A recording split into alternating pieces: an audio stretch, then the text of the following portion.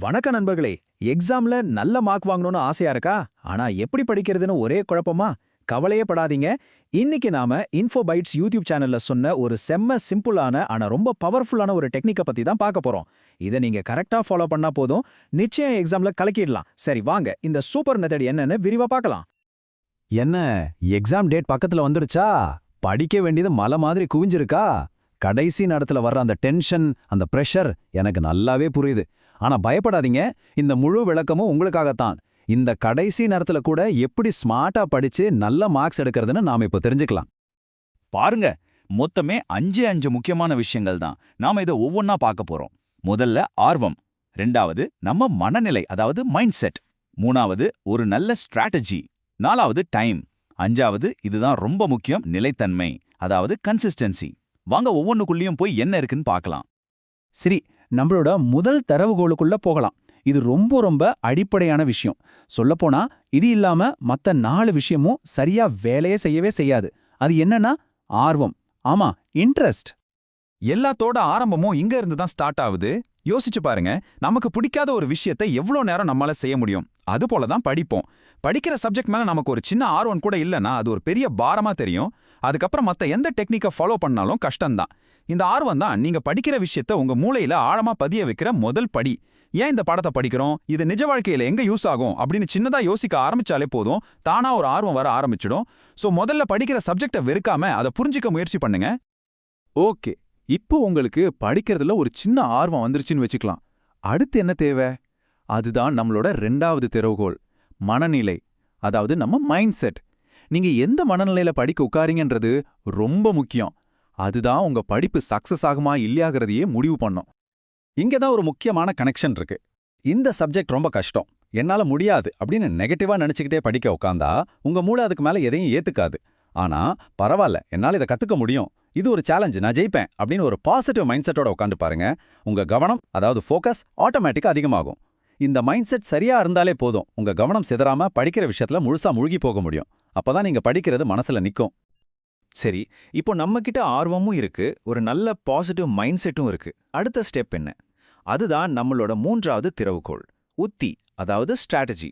சும்மா கடினமா உழைக்கிறது மட்டும் முக்கியம் இல்ல, ஸ்மார்ட்டா உழைக்கணும். அதுக்கு ஒரு நல்ல திட்டம் வேணும். ஒரு புத்திசாலித்தனமான ஸ்ட்ராட்டஜினா என்ன தெரியுமா? உங்க நேரத்தையும் சக்தியையும் எங்க முதலீடு செஞ்சா அதிக பலன் கிடைக்குமோ அங்க சரியா முதலீடு செய்யறது தான். ஒரு புக்ல இருக்கிற எல்லாத்தையும் வரி வரியா படிக்கிறத விட எது முக்கியம், எதுல இருந்து அதிகமா கேள்விகள் வரும்னு தெரிஞ்சு அதுல கவனம் செலுத்துறது தான் ஸ்மார்ட் ஒர்க். உங்க எனர்ஜியை வேஸ்ட் பண்ணாம கரெக்டா யூஸ் பண்ணும். அப்போ இந்த ஸ்ட்ராட்டஜி என்னன்னு கேக்குறீங்களா? ரொம்ப சிம்பிள். 2 விஷயம்தான். 1, முக்கியமான அதிக மார்க்ஸ் வரக்கூடிய கேள்விகளுக்கு முன்னுரிமை கொடுங்க.